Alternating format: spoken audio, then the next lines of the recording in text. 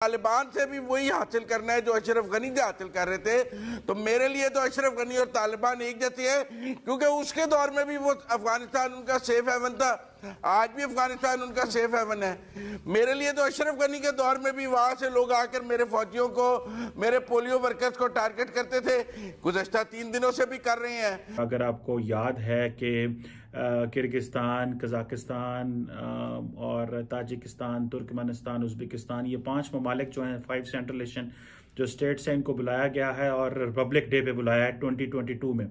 इससे दोस्तों एक इम्पॉर्टेंट डेवलपमेंट है और वो ये है कि भारत के वज़ीर आज़म नरेंद्र मोदी ने जो सेंट्रल एशियन ममालिक हैं उनके सदूर को भारत के रिपब्लिक डे के हवाले से बुलाया है। और कलअदम तहरीक तालिबान ने दोबारा हमले शुरू कर दिए हैं। आज भी उन्होंने हमारे फौजियों को टारगेट किया है, पोलियो वर्कर्स को टारगेट कर रहे हैं। हमने 1 महीना उनको कंसोलिडेट होने का टाइम दिया, उन्होंने रीग्रुप किया, रीस्ट्रेंथन किया और अब वो 3 दिन से हम पर हमले कर रहे हैं। जय हिंद, स्वागत है आप सबका दी तथ्य न्यूज़ में। साथियों, अब जब पिछले 3 दिनों से दनादन टीटीपी जो है वो इनके ऊपर एक के बाद एक जो है वो झटके पे झटके दिए जा रही, कभी इनके पुलिस वालों को ठोकरे, कभी आर्मी वालों को ठोकरे, कभी इनके जो किसी और को ठोकरे, कि किसी को, तो उसको ये लोग डाइजेस्ट नहीं कर पाए। वही चीज़, वही संगठन, सेम लोग जब अफगानिस्तान में कर रहे थे तब ये लोग जश्न मना रहे थे कि ये तो जो है वो इस्लाम आ गया है वहाँ पे, और वहाँ पे जो शरिया लागू हुआ तो वो अभी तक तो अपवित्र था, नापाक था। अभी तक तो अफगानिस्तान नापाक था, अब तालिबान उनको पाक कर देंगे।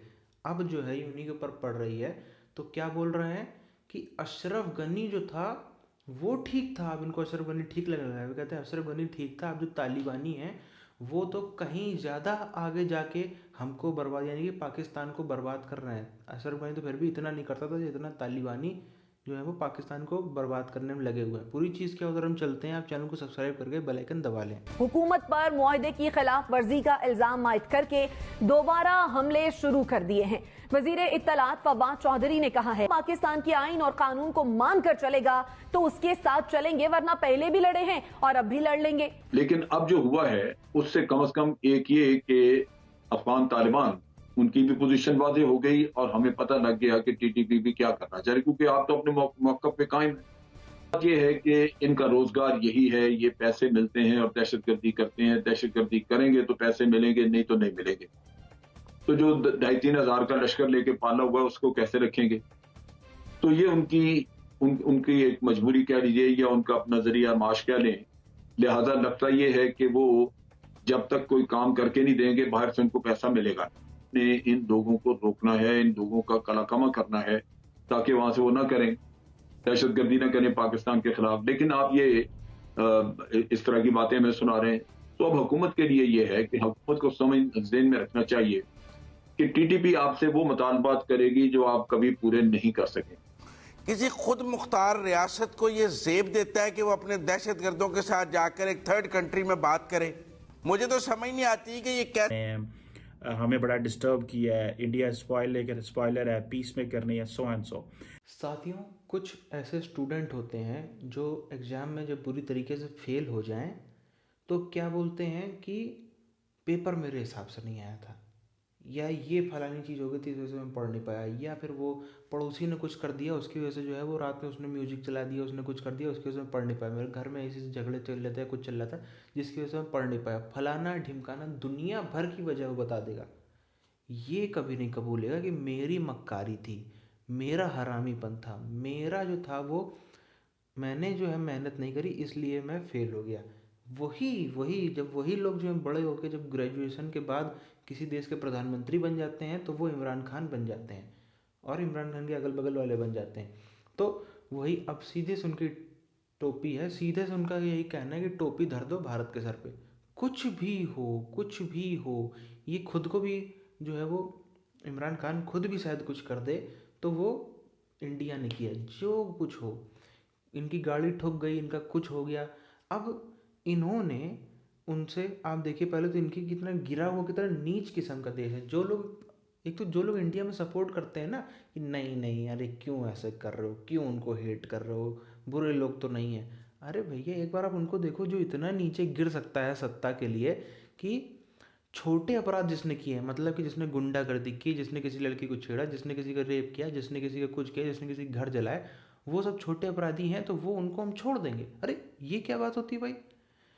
क्योंकि आपको सत्ता चाहिए, क्योंकि आपको पॉलिटिकल पावर चाहिए, आप चाहते हो कि हम उनके साथ में मिलकर चुनाव लड़ें, वो हमको सपोर्ट करें, हम चुनाव जीतें, इसके लिए आप ये तक भी कह दोगे कि उसने जो छोटे अपराध किए हैं उनको हम छोड़ देंगे टीटीपी से व्यवहार बनाने के लिए। ये कोई, ऐसे तो नेताओं को जूते जूते से मारना चाहिए, उनकी पब्लिक को। लेकिन इनकी पब्लिक क्या है? यो यो इमरान इमरान जिंदाबाद, ऐसे तो वाली इनकी तो पब्लिक है।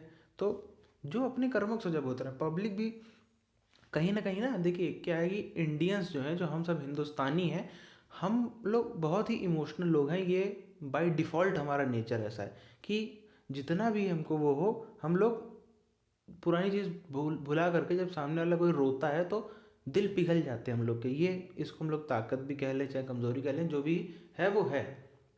लेकिन आप देखो गलती इस सब में किसकी है? क्या ये सब, क्या किसी ने पाकिस्तान को इन्वेड किया? क्या कोई पाकिस्तान कोई एक बहुत अच्छा सुंदर सा देश था, किसी ने आकर के इनके ऊपर आक्रमण कर दिया? नहीं। क्या किसी ने इनके इकोनॉमी को तबाह कर दिया? नहीं। क्या किसी ने उनके ऊपर एटम बम गिरा दिया? नहीं। तो फिर ये किसी देश ने इनके साथ में कुछ बुरा नहीं किया, फिर भी इनके साथ बुरा हो रहा है, इसका मतलब क्या है? पब्लिक ने खुद ऐसा माहौल बनाया जिसकी वजह से वो बुरा चाहते थे। पब्लिक ने खुद की करी हुई चीज़, सब उनकी खुद की करतूतें हैं, सब उनकी खुद की चीज़ें। सबसे बड़ी बात तो जो है ना, जो लोग ये लोग कभी कबूलेंगे नहीं, क्योंकि इनका जो इतना दिमाग नीचे गिर चुका है वो ये है कि इनकी असल में कोई आइडेंटिटी ही नहीं है, इनकी कोई पहचान ही नहीं है। ना सिर्फ इनकी, जो कोई भी सनातन धर्म छोड़ देता है, सनातन धर्म का मतलब बताया ना कहीं ना कई बार कि हिंदू, बौद्ध, सिख और जैन, इसके अलावा कोई भी कहीं भी अगर हिंदुस्तानी जाता है तो उसकी आइडेंटिटी नहीं है।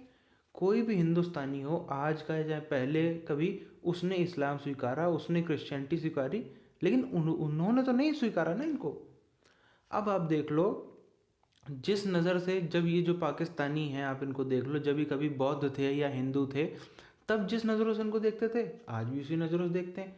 अरब वाले, कोई बदल गया, भले तब ये हिंदू थे, बौद्ध थे, आज ये मुसलमान हो गए, तब भी इनकी, तब जो था वही अब भी है। उससे बढ़कर आप देखो, जो खास तौर पर ये अफ़गानिस्तान बॉर्डर वाला और जो इधर सिंध बलूचिस्तान बॉर्डर वाले एरिया है, यहाँ तो आपको ये फैक्ट हैं, ये फैक्ट आपको मिल जाएंगे कि जब वहाँ पर बुद्धिज़्म था, तब वहाँ पर जब मोहम्मद बिन कासिम जो पहला इन्वेडर था वहाँ से आया था, उसने साफ तौर पर लालच दिया था कि भाई हमको अपने मठों में हथियार छुपाने दो, हमको इनके ऊपर हमला करने दो, इनके ऊपर हमला करेंगे, हम जीतेंगे, फिर हम भी बौद्ध बन जाएंगे। और उन्होंने मान भी ली, वो भी मारे गए, हिंदुस्तान को नुकसान हुआ, वो तो हुआ ही हुआ। ये सब फैक्ट हैं, आप जाके चेक कर सकते हैं। बहरहाल इस वीडियो को यहीं पर ख़त्म करते हैं, मिलते हैं आपसे आने वाली वीडियोज़ में, तब तक के लिए जय हिंद।